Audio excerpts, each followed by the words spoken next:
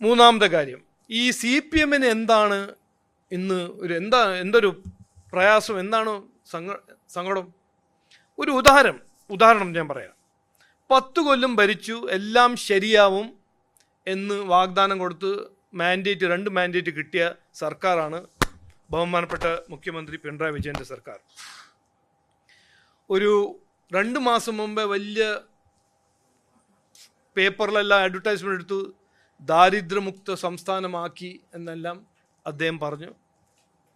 അത് ശരിയാണെങ്കിൽ നല്ലതാണ്. പക്ഷേ എന്താണ് സത്യം? മുഖ്യമന്ത്രി പറയുന്നു ദാരിദ്ര്യമുക്ത സംസ്ഥാനമാണ് കേരളം.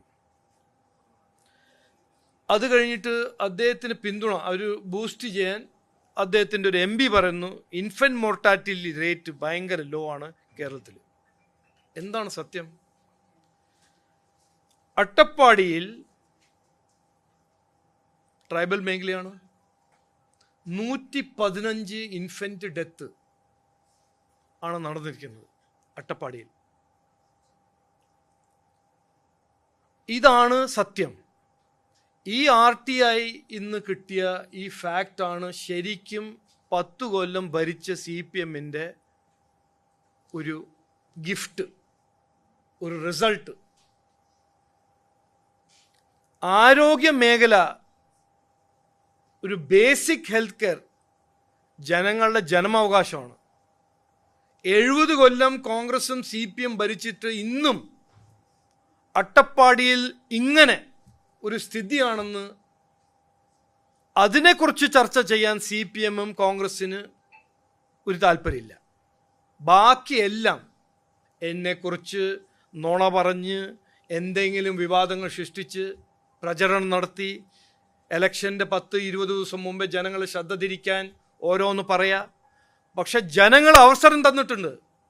70 കൊല്ലം കോൺഗ്രസിനും CPMനും അവസരം കൊടുത്തിട്ടുണ്ട്. എന്നിട്ട് ഇന്ന് 2025-26 ഇതാണ് സ്ഥിതി അട്ടപ്പാടിൻ്റെ. എന്നിട്ടാണ് ഹോർഡിങ്ങിൽ പറയുന്നത് മറ്റാരാണെന്ന്. ഞാൻ പറഞ്ഞുതരാം, അതിൻ്റെ ഉത്തരം ഞാൻ പറഞ്ഞുതരാം.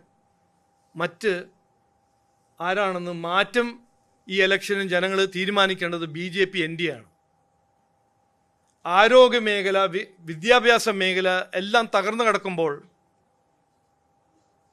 മറ്റാരാണെന്ന് CPM ചോദിക്കുമ്പോൾ ജനങ്ങൾ ഈ ഇലക്ഷനിൽ ഒരു കൃത്യമായ ഒരു ഉത്തരം കൊടുക്കാൻ പോകുന്നു. മതിയായി, മാറ്റം തുടങ്ങാം. ഇനി നമുക്ക് വേണ്ടത് വികസിത കേരളമാണ്. വികസനം ഉള്ള 140 നിയോജക മണ്ഡലമാണ്. ഇതാണ് ജനങ്ങൾ ഈ ഇലക്ഷൻ പറയാൻ പോകുന്നത്. പിന്നെ ഞാൻ മാധ്യമ സുഹൃത്തോട് ഞാൻ ഒരു ലാസ്റ്റ് പോയിന്റ് പറയാൻ ആഗ്രഹിക്കുന്നു. നിങ്ങളെല്ലാവരും രാഷ്ട്രീയ വിദ്വാന്മാരാണ്, കണക്കെല്ലാം ചെയ്യുന്ന ആൾക്കാരാണ്. 1 സീറ്റ്, 2 സീറ്റ്, 4 സീറ്റ്, 10 സീറ്റ് എല്ലാം പറയും. ഞാൻ ഇന്ന് ഉറപ്പ് എഴുതി വെച്ചോളൂ, ഈ ഇലക്ഷനിൽ NDAക്ക് കിട്ടാൻ പോകുന്ന റിസൾട്ട്, അതും അപ്രതീക്ഷിതമായ സീറ്റിൽ NDA ജയിക്കുമെന്ന് ഞാൻ ഇന്ന് ഉറപ്പ് തരാൻ ആഗ്രഹിക്കുന്നു. കാരണം ആ ഫീഡ്ബാക്കാണ് ഞങ്ങൾ കിട്ടുന്നത്. കാത്തിരുന്നാൽ മതി CPMനും കോൺഗ്രസിനും, അവർ എന്ത് വേണമെങ്കിലും പറഞ്ഞോട്ടെ. പക്ഷേ ഈ ഇലക്ഷൻ നിർണായകമായ ഇലക്ഷനാണ്, ഭാവി തീരുമാനിക്കേണ്ട ഒരു ഇലക്ഷനാണെന്ന് ജനങ്ങൾ തീരുമാനിച്ചു കഴിഞ്ഞു. അത് എത്ര ഹോർഡിങ് വെച്ചാലും, എത്ര സോഷ്യൽ മീഡിയ ട്രോൾ വഴി കോൺഗ്രസും CPM പ്രചരണം നടത്താൻ ശ്രമിച്ചാലും മാറ്റം ഈ ഇലക്ഷൻ വഴി വരും. BJP NDAക്ക് ഒരു നല്ല മാൻഡേറ്റ് ഈ ഇലക്ഷനിൽ കിട്ടും എന്ന് പറഞ്ഞ് വാക്ക് ചുരുക്കുന്നു.